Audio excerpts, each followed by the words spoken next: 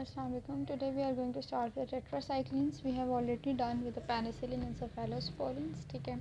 Now we will start with tetracyclines. That is the chapter number 44 of minicatsin.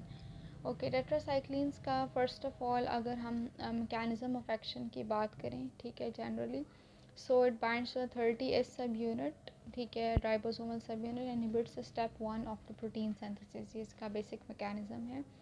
और ये bacteriostatic है, यानी कि ये बैक्टीरियल ग्रोथ को स्टॉप कर देता है. ये ब्रॉड स्पेक्ट्रम है, इसको डिफरेंट डिजीज़ के लिए दिया जा सकता है. It's not wider spectrum.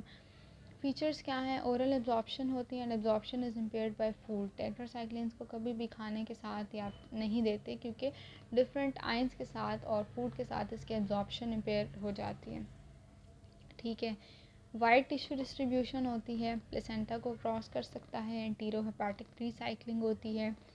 Faeces में अगर एक्सक्रीशन की बात करें तो वो मेनली डॉक्सीसाइक्लिन होती है और बाकी जितनी टेट्रासाइक्लिन्स हैं वो यूरिन में एक्सक्रीट होती हैं.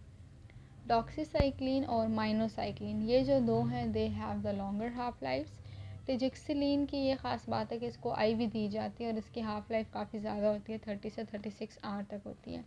एंटीबैक्टीरियल एक्टिविटी इनकी टेट्रासाइक्लिन्स के ग्राम पॉजिटिव और नेगेटिव दोनों के अगेंस्ट है. ठीक है. नेगेटिव में क्लेमाइडिया और माइकोप्लाज्मा मेनली आ जाते हैं.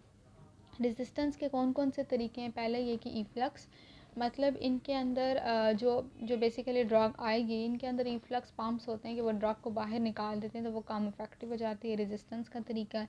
दूसरा, इनमें राइबोसोमल प्रोटेक्शन प्रोटीन्स होती हैं जो कि बेसिकली इस ड्रग को काम नहीं करने देती और अपने राइबोसोम्स के साथ बाइंड नहीं होने देती ना ड्रग को. ठीक है. तो प्रोटीन सिंथेसिस को भी इनहिबिट नहीं होने देती. Proteus and Pseudomonas offer multi drug resistance, ठीक है, थ्रू ईफ्लक्स मैकेनिज्म. ईफ्लक्स मैकेनिज्म के थ्रू जो प्रोटियस और सूडोमोनास है, ये basically multi drug resistance offer करते हैं, इंक्लूडिंग टिजिक्सिलीन. वैसे टिजिक्सिलीन अच्छी है, ठीक है, कि इसके लिए कि इसकी रेजिस्टेंस कम होती है, लेकिन प्रोटियस और सूडोमोनास जो है वो इसके अगेंस्ट की रेजिस्टेंस ऑफ़र करते हैं.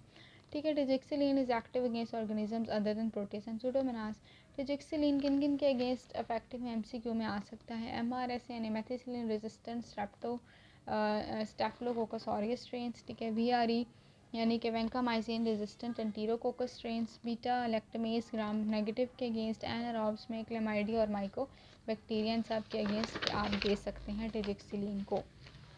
अच्छा, आगे चलते हैं जनाब क्लिनिकल यूजेस पर.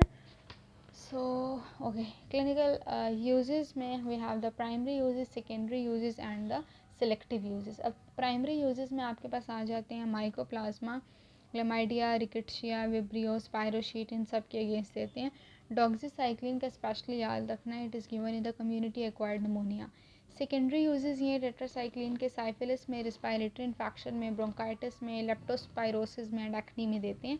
फिर सेलेक्टिव यूजेस ये हैं कि एच पाइलोरी इन्फेक्शन में, जो लाइम डिजीज़ होती है बेसिकली, डॉक्सीसाइक्लिन उसमें भी देते हैं. मेनिंजियोकोकल स्टेट में माइनोसाइक्लिन देते हैं. डॉक्सीसाइक्लिन का अलग से मैंने लिखा है, मैं आपको अलग से बता देती हूँ. डिमेक्लोसाइक्लिन का याद रखना है कि वो एडीएच सिक्रीटिंग ट्यूमर्स होते हैं, ठीक है, उनमें देते हैं.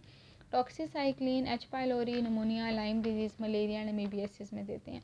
टॉक्सिसिटी से क्या क्या होता है? जीआईटी डिस्टर्बेंसेस हो सकते हैं, nausea, diarrhoea, candidiasis, super infections, ठीक है, क्लोस्ट्राइडियम डिफिसिल.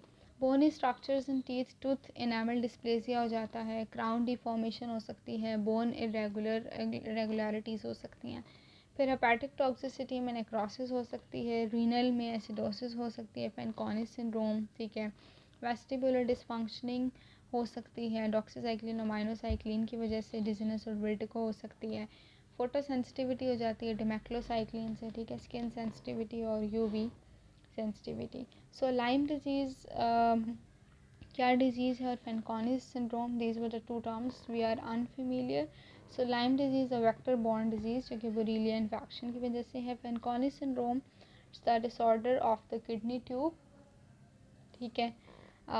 इसमें बेसिकली होता है कि substances normally absorb by kidney and release, जो कि नॉर्मली जिनको एब्जॉर्ब होना चाहिए वो भी यूरिन के अंदर आ जाते हैं, तो this is known as Fanconi's syndrome. We are done with the tetracyclines. Tetracycline के बारे में जितना कैटजन में लिखा है चैप्टर नंबर 44, वो मैंने आपको बता दिया है, ठीक है. नेक्स्ट वीडियो में we will start with the macrolides. Thank you so much.